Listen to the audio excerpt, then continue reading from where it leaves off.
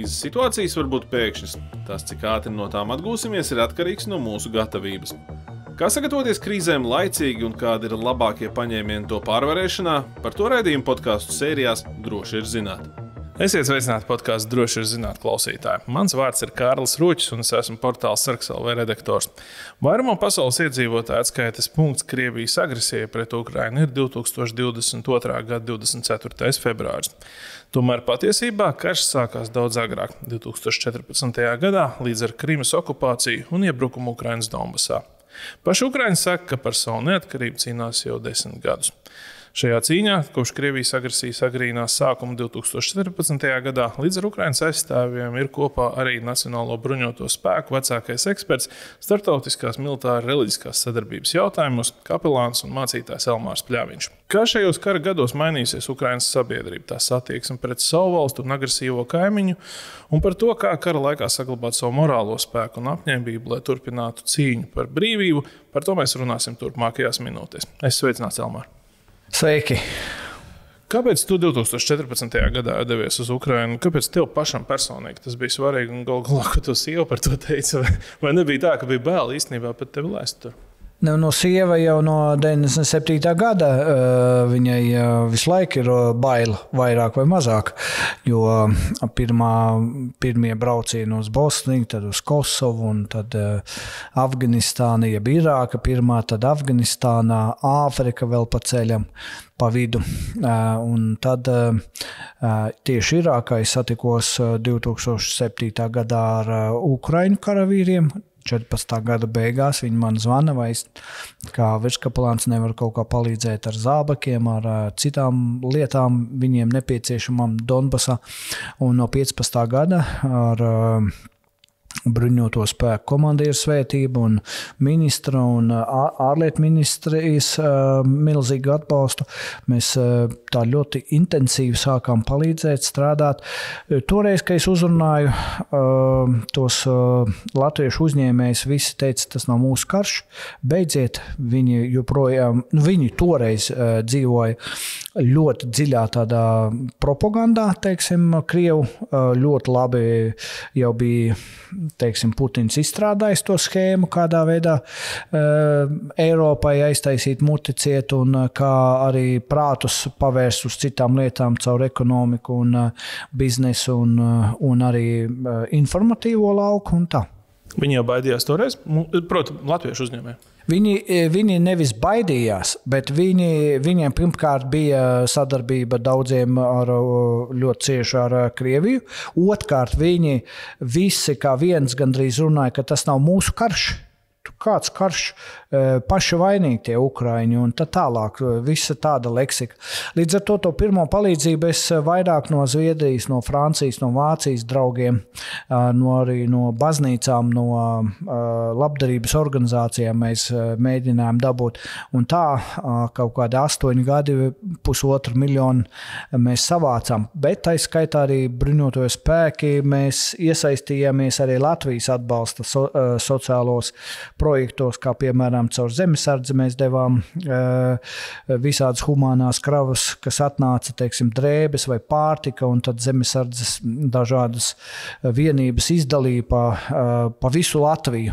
Arī sadarbojamies ar Sarkano Krustu, ar citām nevalstiskām organizācijām, bet kopš 24.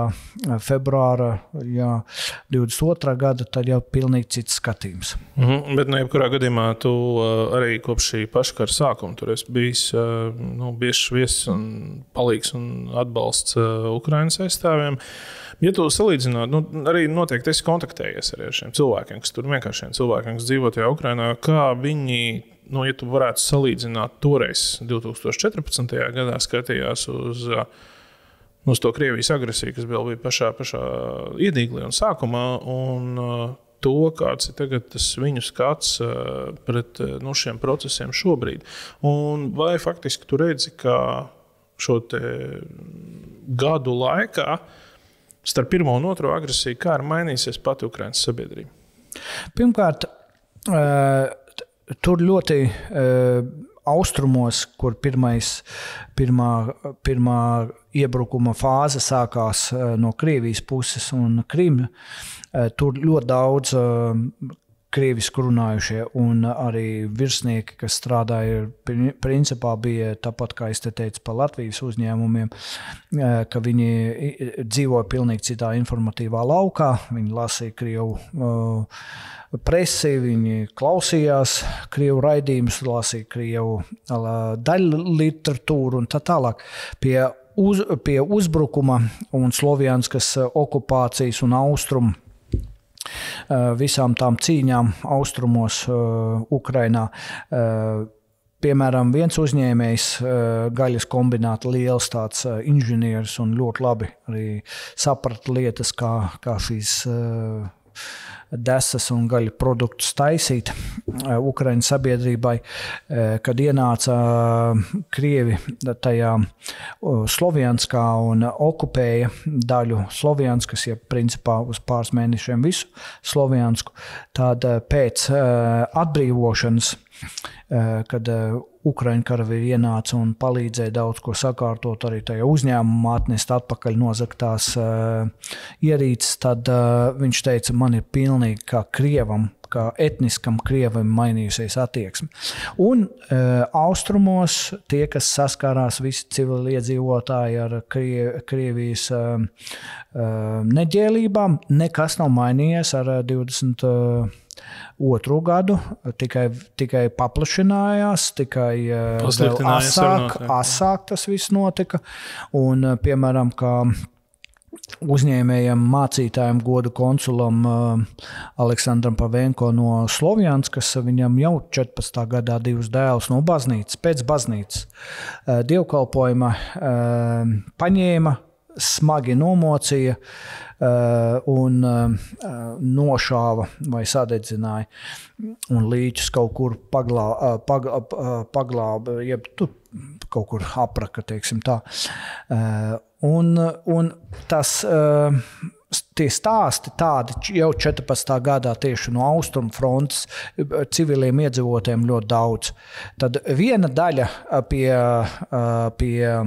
visām tām problēmām neizturēja un jau brauca prom uz ārzemēm, jau tuvojoties arī kara šausmām. Pirmkārt jau no 14. gada Ukraiņu armija ļoti nopietni gatavojās, kā viņi varēja gatavoties ar cilvēku resursiem, tāpēc arī gan armija, gan civili iedzīvotāji neticēja, ka būs tāds uzbrukums, ka tiešām tāds vaiprāts būs un plānprātiņš, teiksim, to darīs tādā veidā nekādīgi līdz pašam beigām. Es vēl nesen biju 20. februārī, es taču vēl biju Ukrainā, un neviens tam neticēja. Arī no civiliedzīvotājiem, no armijas, protams, informācija un tas, kas pie robežas notika, to kaut ko citu liecināja. Bet šobrīd, jā, tas ir pilnā mērā izmainījis Ukrainas sabiedrību. Lielākā daļa, pirmkārt, ja mēs runājam par informatīvo karu, tad vēl valoda arī bija kā ierocis. Tad šobrīd krievu valoda ir pilnīgi nomainīta un krievu valodā vispār nerunā man ne benzīntankos, nekur citur. Ukraiņu valoda visiem, vienalga krievam, gruzīnam, armēnim, kas tur dzīvo, viņam ir austrumos, viņam ir gods runāt tikai ukrainiski un ļoti ātri. Izrādās, visi var runāt ukrainiski. Jā, tas man izbrīdināja īstenībā, pat krievvalodīgie ukraiņi viens nakts laikā to sāk darīt. Tieši tā. Viņiem jau iekšā tas bija. Viņi jau skolā mācījās, bet tur bija noteikts krievu valoda. Sevišķi austrumos tur jau bija noteikts, ka tā ir principā pirmā valoda un nav populāri runāt un mācīt ukraiņu valodā. Un tas jau bija tāds hibrīd kara jau sen iezīme no 14. gada. Līdz ar to viņi ir vienotāki, daudz vienotāki, viens otram daudz spēja vairāk palīdzēt. Es nerunāju par izņēmumiem, kas ir korupcija, kas ir bagātie cilvēki, kas uz nelaimes un asins rēķinu nopelna kaut kādus tur miljardus un vēl kaut ko, bet šobrīd visi kā viens otram mēģina palīdzēt un, protams, mēģina izdzīvot. jūs jau nevarat iedomāties tos apstākļus, kādos sevišķi austrumos, dienvidos, arī Zaporoža, Hersona, kā viņiem ir jādzīvo, bet ar kādu optimismu, ar kādu vēlmi, ar kādu viņi cieņu un attieksmi šobrīd izturās pret armiju, redzot, cik daudz viņi dara, lai civili iedzīvotāji varētu strādāt, viens otru cienīt, mīlēt, iet vienkārši uz darbu un tā tālāk. Tā kā sabiedrība ir totāli pamainījusies, bet, protams, ka paudzēm vēl jānomainās, lai spētu, kā mēs sakam, bez tās korupcijas, un daudzām citām iezīmēm iet uz priekšu. Tas sabiedrības kultūra, lai bišķi ir citādāka, vai ne?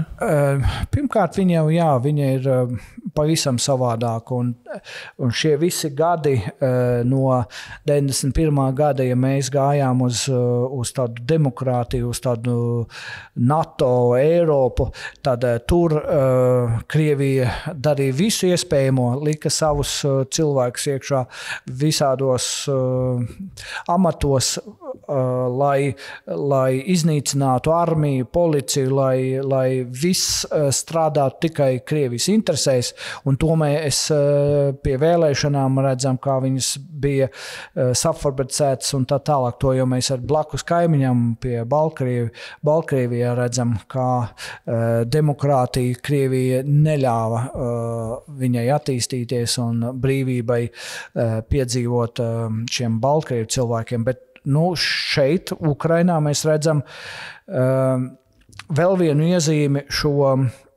lai mēs runātu par Ukraiņu tautu un par viņu attieksmi un raksturu. Mēs reizēm šeit dzirdam, ka sūdzamies, ka viņi tādi nekaunīgi, te viņi tādi un tādi.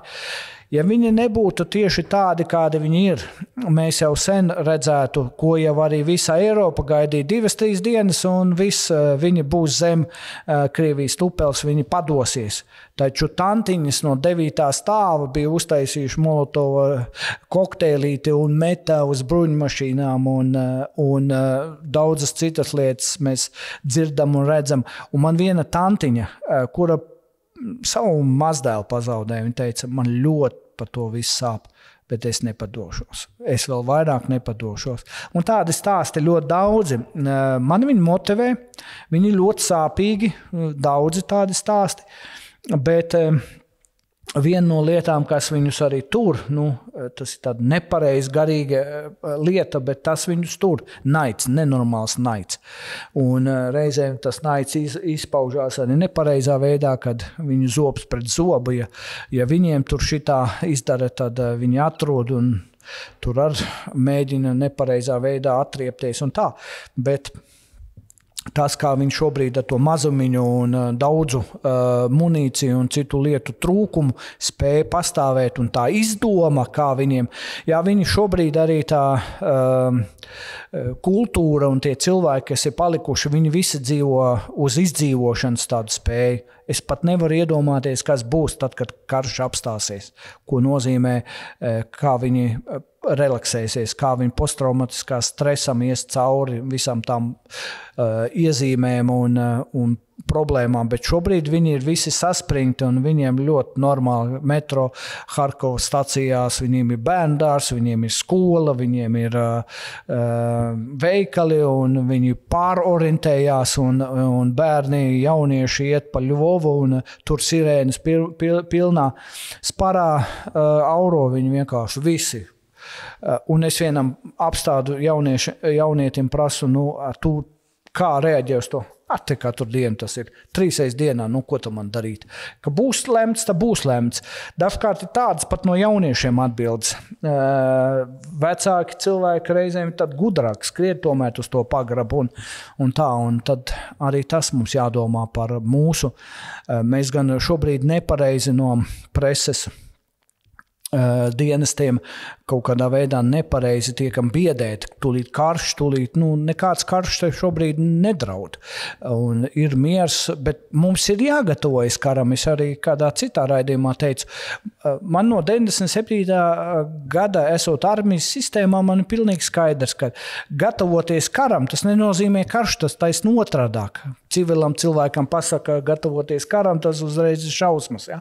Bet šobrīd cilvēki ir iebiedēti, nedrošībā, bet kamēr Ukraina karo, kamēr viņi cīnās, kāds karš mums pirmkārt nedraud, ir Krieva armija novājināta, viņi arī ir stiprināti caur visām kļūdām un lietām, bet viņiem resursu un iespējas nav nekādas.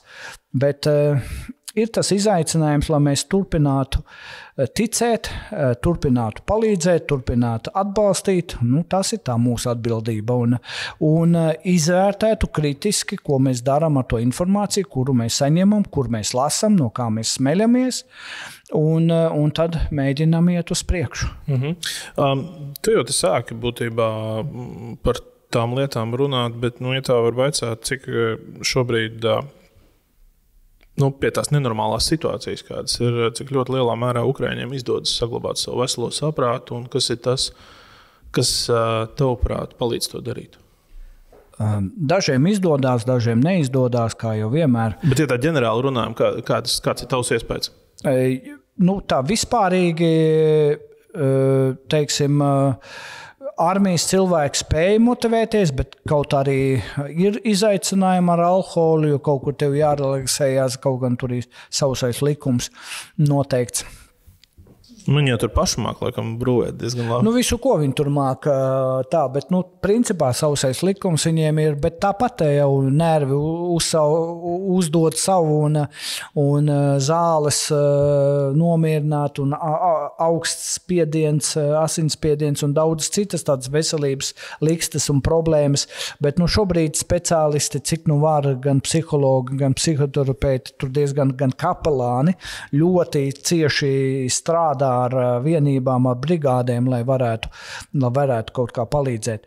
Tad tā vispārīgā situācija, es teikšu, ka viņi joprojām ir, kā jau sākumā teicu, motivēti un spēja noturēt caur sportu, caur sarunām, caur pareizu komunikāciju, caur armijā arī, lai cik grūti nejot viņus atvelk uz mazu mirkli, liek atpūsties. Arī baznīcas kapelāni strādā ar organizācijām, fondiem, kas uz mirkli, uz dienu aizvelk prom uz kaut kādu drošu vietu, paēdina viņus, ar viņiem parunā, izklaidē vai kaut kādā veidā atbalsta bērnus, meklē dažādos veidos Ukrainā kopumā, kā šiem karavīriem un arī civili iedzīvotājiem pie frontes līnijās, kā viņiem palīdzēt, kā viņus atbalstīt. Protams, ka atkal te jārunā ir daudzi, kas uz to visu kaut kur iedzīvojās vai mēģina vai kā, bet, piemēram, es Liepājā satiku kādu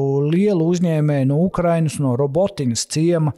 Viņš bija tiešām ļoti situēts uzņēmējs, 500 000 eiro māju viņam maksāja, un tad, kad pilnmēroga karš sākās, tad to Robotinas ciemu nolīdzināja līdz ar zemi gandrīz, un raķetes pēc raķetēm tur iznīcināja tās mājas un īpašums.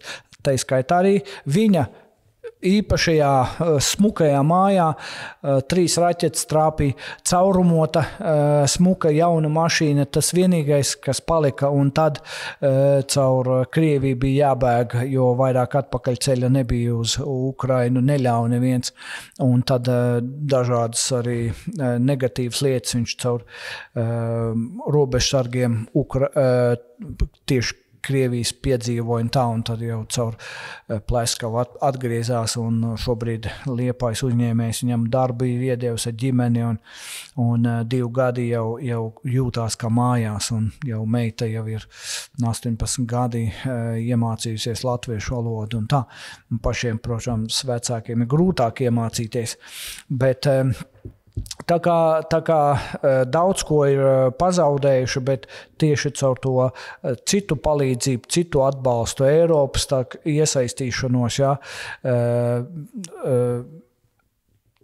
tāpēc ir ļoti svarīgi, ka mēs neatslāpstam gan ziedojot, gan arī mana funkcija jau no 15. gada. Tā ir fantastiska iespēja ar viņiem visu laiku nemitīgi komunicēt, un šobrīd arī taktiski, ka ir izveidojies tā, ka ar tiem virsniekiem, karavīriem, viņi ir jau augstos amatos jau šobrīd, un man ir daudz vieglāk jau strādāt ar šiem cilvēkiem, pabūt tādās vietās, kur citi nevar pabūt, ņemt līdzi bruņoto spēku ministrijas pārstāvs, kas mācās, kas saņem informāciju, to, ko vajag saņemt, nodot jau šeit tālāk, lai mēs mācītos tālāk. Tādā ziņā fantastiska arī tālāk tā iespēja. Ko tu redzēji, ko mēs sev Latviju varam no tā visa paņemt no Ukraiņu pieredzes, ņemot vērā to, ka šobrīd mēs domājam par to, kādā veidā ievies šo visaptvarošās valsts aizsardzības sistēmu, un jo īpaši pievēršot uzmanību sabiedrības psiholoģiskajai noturībai. Jo, būsim godīgi, arī mums šeit dzīvot nemaz tik vienkārši, ņemot vērā to, ka arī te no pēdiņās daži labā Krievu, vai ne, ko mēs vismaz visu laiku esam uzskatījuši kā vienu otru labo Krievu, skan te visādi pareģojumi, brīdinājumi, ka mēs te tūliņās te atnāksim jūs te visus, nezinu, tad te augustā, tad te kaut kad gada beigās, tad te kaut kad gada sākumā un ieviesīsim jums te atbrīvošanu. Tas ir tie pēdējie tavu vārdi ir no tā hibrīda kara, šī informatīvais karš ļoti nopietni ietekmē psiholoģisko mentālo veselību. Skaidrs, ko mēs ar to varam darīt, tas pats, ko dara karavīri Ukrainā. Turpina pie visām aktivitātēm darīt savu darbu, bet neaizmirst fizisko aktivitāti, neaizmirst labu komunikāciju, neaizmirst labi izgulēties un regulāri paēst, cik ir iespējams, tas ir tas mazākais. Un mums šeit, kā sagatavoties, nekad jau mēs nepievērsīsim regulāru tādu labu uzmanību tam, kamēr kaut kāda tiešām aktuāla lieta nenotiek tavā dzīvē. Tad mēs tā informatīvi tikai pieņemsim. Skaidrs, ka būs, tad iesim. Mēs jau pie ārsta arnējam sevišķi vīrieši. Ja pilnīgi kaut kas notiek. Es esmu tam visam piemērs, es pilnīgi pieņemšu kritiku. Līdz ar to tāpat jau tā domāšana ir tāda pat. Kad būs, tad arī domāsim. Tagad kam tu tur sagatavoties? Šobrīd taisni otrādāk visu šī, varbūt, kad nezinu, apzinātā informācijas, nodošana, ka tulīt būs karš, tev jāgatavojās, bet varbūt, ka karš tulīt nebūs, bet tev vienkārši jāgatavojās karam, cilvēks ievieš no efekta panākt defektu šajā informācijas laukā, un cilvēki kļūst depresīvāki, cilvēki vairāk sāk lietot alkoholu, cilvēki sāk vairāk norobežoties no citiem. Vai cilvēki sāk arī neticēt sev? Neticēt sev varbūt, bet viņi sāk neticēt valdībai, viņi sāk neticēt vadītājiem. Tā ir lielāka problēma. Pēc tam, neticēt sev arī savu veidu, bet vairāk visiem pārējiem. Un liekas, visi, ko man te stāsta, tie ir ienaidnieki. Un tas ir tas informatīvais karš, kad Krievija to mēģina panākt, ka viss, ko šeit jums stāsta, tas ir viss pupmizes. Mēs ļoti labi to redzējām ar Covidu. Covid lielākie ienaidnieki un tie, kas ar plakātiem skraidīja, viņu visu informāciju no Krievijas saņēma. Un informācijas galvenie rūķīši bija Krievu izlūki. Tagad mēs varam paskatīties arī kādus naratīvus tagad viņi izplato, vai ne? Un tie sevišķi jau Ukrainas kara konteksta jautājumi. Tieši tā, un tāpēc ļoti, ļoti, ļoti svarīgi, no kurienes jūs saņemat informāciju. Man Facebookā tikai paskatos, man tur profesors tāds, tu paskaties, kas tas pa profesoru, citreiz pat tu nevar atrast, kas tas ir, bet citreiz tu var atrast, tas ir jau sen labi barots profesors no Krievijas ar visu Marksu, Ļeņinu idejām. KGB, tā teikt, background vēl. Ļoti, jau sen jau uzspērts cilvēciņš, bet to jau varbūt tāds civilais jau vai parastais cilvēks varbūt neiedziļinās tālāk, bet trīsreiz pārbaudīt to informāciju. Tā kā es domāju, ka šobrīd, ja mēs, kā es vienmēr saku, ja ir iespēja iestājies jaunsardzē un tā tu sagatavosies labi, ja var arī zemesardzē. Es lepojos ar savu znotu, kurš ir leitnants zemesardzē un turpina mācīties arī par dakteri Stradiņu universitātē un turpinam darīt labu un ticēt savai valstī, mēģinam paskatīties, ja varam, protams, mācamies ārzemēs un izmantojam savas zināšanas. Nemēģinam uzreiz kritizēt citus, paskatāmies uz sevi, kādi mēs esam, viens otru mēģinam atbalstīt un mēs jau redzam, kā šis karš ir ietekmējis arī iesaukumu arī zemesardzes, ja?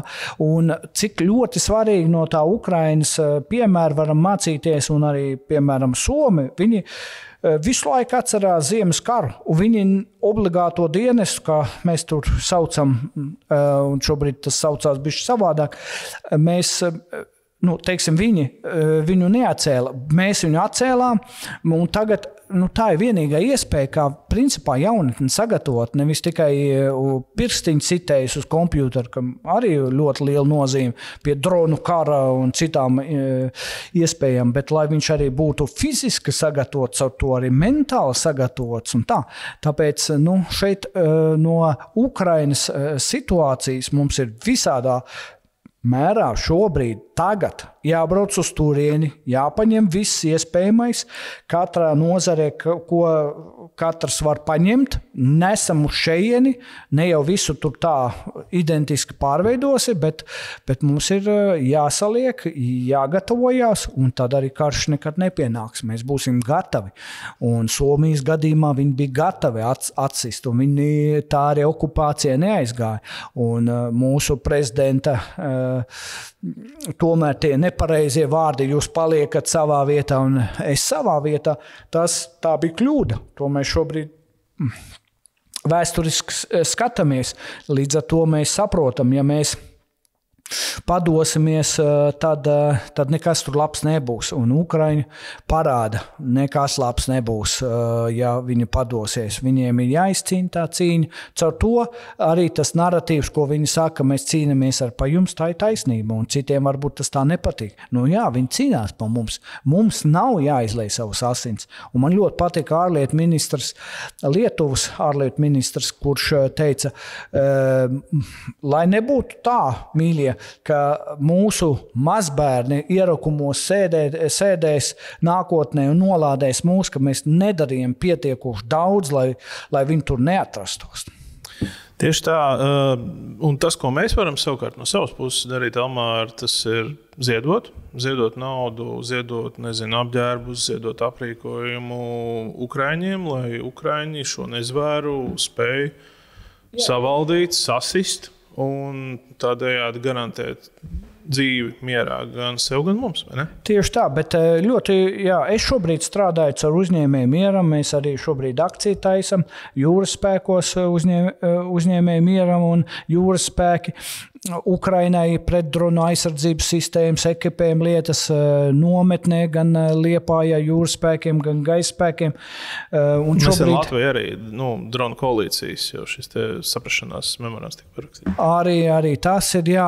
Un es domāju, ka mums ir dažādas organizācijas, kam ziedot, un šeit ir ļoti svarīgi, kāpēc vēl viens iemesls es braucu regulāri uz Ukrainu. Visi tie ziedojumi, kuri nonāk caur uzņēmēju mieram, es viņus aizvedu personīgi, pārbaudu pēc tam, kā viņi tiek lietoti, kur viņi tiek lietoti. Tādā ziņā tā sadarbība no aizsardzības ministrijas un bruņotajiem spēkiem un nevalstisko organizāciju pie šiem kara apstākļiem Ukrainā ir unikāli, kad kaut ko tādu mēs varam arī darīt un arī ieviest ar vien vairāk sabiedrībai tādu un uzņēmējiem uzticību, ka šai organizācijai var uzticēties.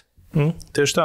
Es domāju, ka tas, ko mēs ar tevi kopā varam novēlēt, pēc iespējas ātrāk, mēs saprotam, ka karš nav viegli padarīšana, bet tas, ko mēs novēlam, ir pēc iespējas mūsu Ukraiņu draugiem ātrāk nosvinēt savu uzvaras dienu Sevastopolē, Ukrainas Sevastopolē, vai ne?